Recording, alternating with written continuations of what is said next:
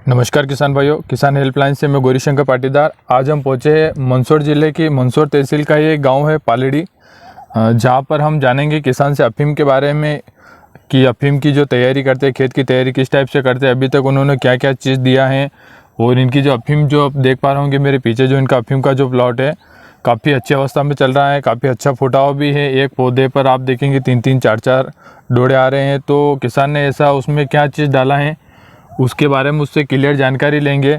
और किसान क्या इस बारे में एक डायरी मेंटेन करता है या फिर किस हिसाब से इसमें खाद बीज जो भी देना रहता है समय पीरियड पे किस टाइप से देता है, उसके बारे में पूरी डिटेल जानकारी लेंगे।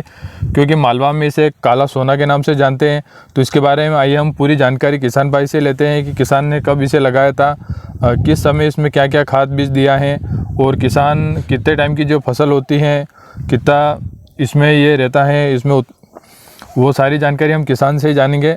नमस्कार। नमस्कार जी, अपना शुभ नाम बताएं। गौरीशंकर पाटीदार जी, जैसे कि आपके पास में जो अफीम जो लगा रखी आपने, थोड़ा हमें क्लियर डिटेल से बताएंगे। जब आपकी बुआई जब स्टार्टिंग करते हैं तो खेत की जुताई कितनी बार करते हैं आप, और कैसे क्या तैयारी करते हैं खेत की? जी, 2 बार इसकी जुताई की थी। गहरी जुताई, मतलब जितनी गहरी हो सके उतनी गहरी। और गोबर डाला था इसमें 1-1.5 ट्राली, मतलब 30 कुंटल के आसपास। अच्छा। हाँ, और उसके बाद और जो भी फफूंदनाशक और जो भी कीटनाशक जो भी ज़मीन से जो भी देना होता है उसी टाइम पे दे दिया था सब। अच्छा। अच्छा, इसमें जैसे कि बीज कितनी मात्रा में देना रहता है? जैसे कि ये 10 आरी का जो प्लॉट है आपका, जी, कितनी मात्रा में आप बीज देते हैं इसमें? मतलब अगर पूर्ति के हिसाब से देखो तो 300 ग्राम बीज में ही इसकी पूर्ति हो जाती है, पर लेकिन इसको उस टाइम पे ज़्यादा लगाना पड़ता है, तो उसमें से जो पौधे ख़राब हो जाते हैं, जो ज़्यादा मतलब रहती है पौधे की संख्या, उनको निकालना पड़ती है। अच्छा, जैसे 300 ग्राम में बहुत सारे क्या है किसान ज़्यादा भी डालते हैं। जी। तो उसमें क्या आवश्यकता से ज़्यादा गर्मी रहती है, तो उसमें क्या अंकुरण भी नहीं हो पाता है पौधे का? जी, हाँ, अंकुरण की बहुत ज़्यादा संभावना सब रहती है। अच्छा, तो जैसे इसमें कितनी तरह की 2-3 तरह की वैरायटी होती है शायद के? जी, 2-3 तरह की होती है, पर ये लखपति है। एक वो कतरे पन्ना का आता है, वो वाला अलग होता है। जी। अच्छा, आपने लखपति क्वालिटी का जो बीज लगा रखा है? हाँ, वही लगा। काफ़ी अच्छी अवस्था में चल रहा है और फुटाव भी काफ़ी अच्छे है। तो जैसे कि आपने जब स्टार्टिंग जो बेसल डोज आपने बताया है कि आपने खाद डाला है, गोबर खाद, और उसके बाद में जो फंगीसाइड की जो इंसेक्टिसाइड की जो दवाई रहती है वो फर्स्ट डोज में आपने बेसल डोज के हिसाब से इसमें डाली है। इसमें इसके अलावा आपने खाद बीज क्या दिया है इसमें? इसमें खाद DAP दिया था उस टाइम पे 20 किलो, और उस पोटास दिया था 10 किलो, सल्फर दी थी 2 किलो।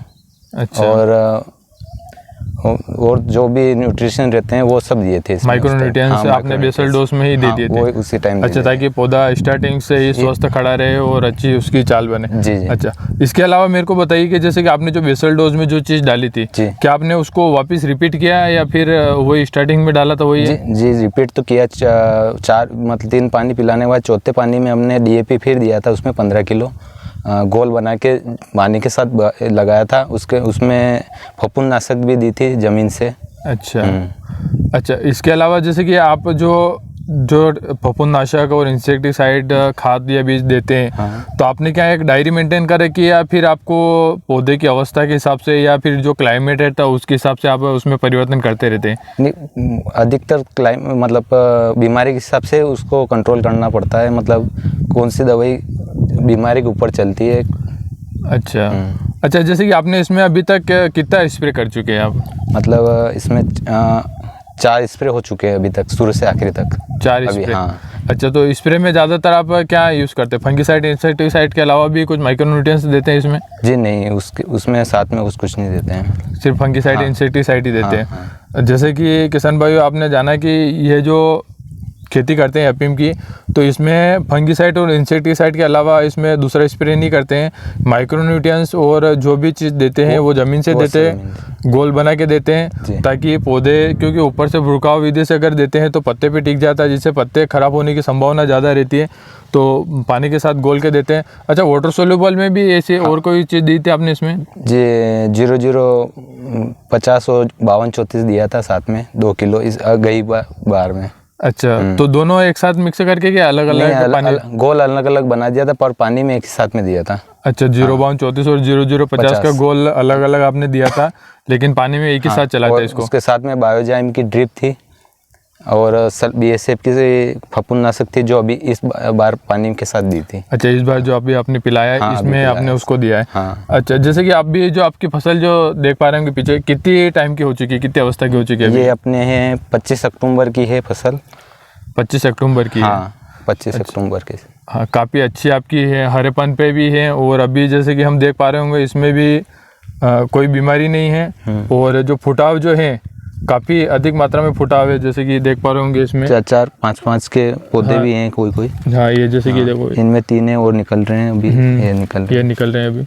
अच्छा, जैसे कि देखो इसमें वजन भी ज़्यादा हो चुके हैं, पौधे भी झुकने लग गए हैं।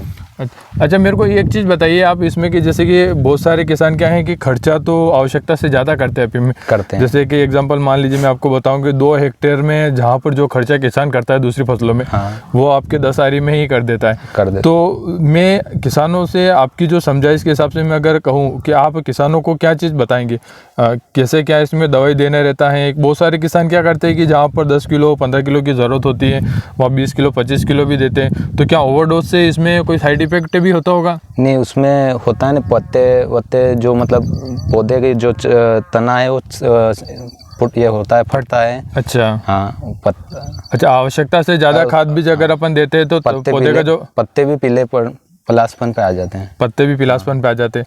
अच्छा, मतलब आवश्यकता से ज़्यादा भी नहीं देना और जो इसकी आवश्यकता है उससे कम भी नहीं देना। हाँ। अच्छा, लिमिटेड मात्रा में देना। अच्छा, इसके अलावा आपने और कोई दिया है इसमें कुछ स्पेशल? और कुछ नहीं है। अच्छा, जैसे कि फंगीसाइड, इंसेक्टिसाइड का आप स्प्रे करते हैं।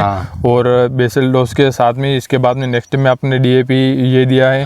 और माइक्रोन्यूट्रिएंट्स का आप जमीन के अंदर से ही देते हैं। जमीन के। वो 0-32 0050 आपने दिया।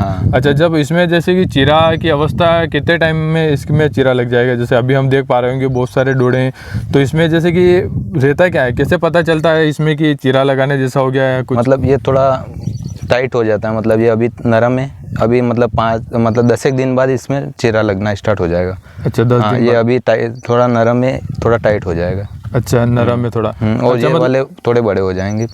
हाँ, नहीं, जैसे कि ये इसकी परिपक्व अवस्था है, जैसे अगर मान लीजिए देखा जाए तो इसमें परिपक्व अवस्था जब होगी, जब ये अभी लूज है, तो ये जब पूरा टाइट हो जाएगा, इसे दबाने से अगर दबेगा नहीं तो ये परिपक्व अवस्था हो जाएगी चीरा लगाने की। अच्छा, चलो। अच्छा, जैसे कि मान लीजिए जब आपका इसमें चीरा स्टार्ट होगा तो उसके बाद में भी आप इसमें कोई स्प्रे करते हैं? हाँ, स्प्रे करते हैं, मतलब एक्रोबेट और पालीराम का करना पड़ता है गर्मी आने के बाद।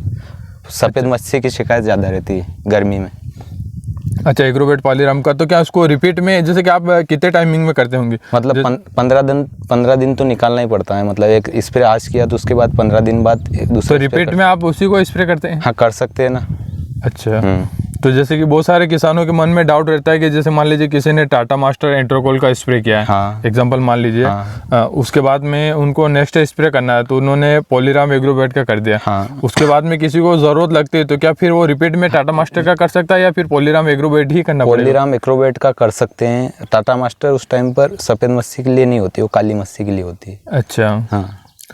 अच्छा, तो मतलब जैसे कि उस समय जब गर्मी आवश्यकता से ज़्यादा बढ़ जाएगी तब आपको पॉलीराम एग्रोबेट का ही स्प्रे करना है या इसके अलावा और भी मार्केट में बहुत सारी आती हैं दवाई, जो सिस्टमेटिक फंगीसाइड में बहुत सारी दवाई आती हैं जो सफ़ेद मच्छी को कवर करने के लिए आती हैं, तो किसान भाई उनका भी यूज़ कर सकते हैं। अच्छा, जैसे कि चीरा जब स्टार्टिंग हो जाता है तो कितने टाइम तक इसमें चलता है, क्या है उसमें, या फिर ऐसी कोई दवाई आपके हिसाब से या जो आपके नॉलेज में हो, जैसे कि इसका जो हरापन है वो लास्ट टाइम तक सेम ही रहे? वो एक तो सबसे पहली बात तो मौसम के अनुसार चलेगा ये। अच्छा, हाँ, चीरा लगाने के बाद मौसम अगर साथ देगा तो चलता रहेगा, 15 से 20 दिन चलता रहता है। अगर वो मौसम साथ नहीं देता है तो कोई कुछ भी नहीं हो सकता, कौन सी भी दवाई डाल दो आप, कोई फर्क नहीं पड़ेगा उससे। अच्छा, नहीं तो इसे जैसे कि पौधे में लॉन्ग टाइम तक हरापन रखने के लिए कुछ दे सकते हैं इसमें या फिर ऐसी कोई दवाई? तो कोई टॉनिक होते हैं अच्छी कंपनियों के, वो दे सकते हैं अपने। अच्छा, लॉन्ग टाइम। हाँ। क्योंकि एक बार जैसे कि बहुत सारे किसान भाई मानते हैं कि जैसे कि एक बार अफीम में जब चीरा स्टार्ट हो जाता है तो जो पौधे की जो हरापन है वो जल्दी खत्म हो जाता है, जल्दी ख़त्म हो जाता है वो। तो उसे लॉन्ग टाइम तक मेंटेन रखने के लिए, क्योंकि जैसे कि मान लीजिए अभी जैसे कि मैं देख पा रहा हूँ ये जो डोड़ा जो हमें दिखाई दे रहा है बड़ी साइज में, जैसे मान लीजिए इसका चेहरा लग गया है, तो फिर पौधे में क्या है जो हरापन है धीरे धीरे खत्म होने लग जाता है। जी, उसका टाइम भी हो जाता है, मतलब पौधे का टाइम हो जाता है पकने का। जी जी, मतलब पौधा उसमें क्या है कि जैसे कि अभी जो फुटाव जो ले रहे हैं इसमें, जैसे इसमें डोड़ा बन चुका है छोटी अवस्था में, लेकिन यहाँ पर क्या है कि डोड़ा बनने की अवस्था भी फुल प्रॉपर तरीके से खुला भी नहीं है। तो जब क्या है कि इसमें अगर हरापन खत्म हो जाएगा तो वो क्या प्रॉपर ग्रोथ नहीं कर पाता है। तो उसके लिए कोई भी मार्केट में अच्छा सा टॉनिक किसान भाई यूज़ कर सकते हैं। इसके अलावा किसान को आप और क्या समझाइश देंगे अपनी ओर से, जैसे कि आपने इस बार अपने हिसाब से इसको मेंटेन किया है, हर बार जैसे कि आप करते हैं, इस बार आपने कुछ एडवांस चीज़ें डाल के इसको मेंटेन किया है, तो आप किसानों के लिए क्या समझाइश देंगे कि इसमें क्या चीज़ का ध्यान रखना चाहिए मेन प्रॉपर, और किस समय क्या चीज़ देना चाहिए, इसके लिए कुछ शॉर्ट में आप बताएंगे? मेन तो प्रॉपर तो इसमें दवाई का जो स्प्रे होता है वो मतलब 15 से 20 दिन के अंतराल करना ही चाहिए, जिससे क्या कोई भी बीमारी आए वो मतलब इस पे हावी नहीं हो।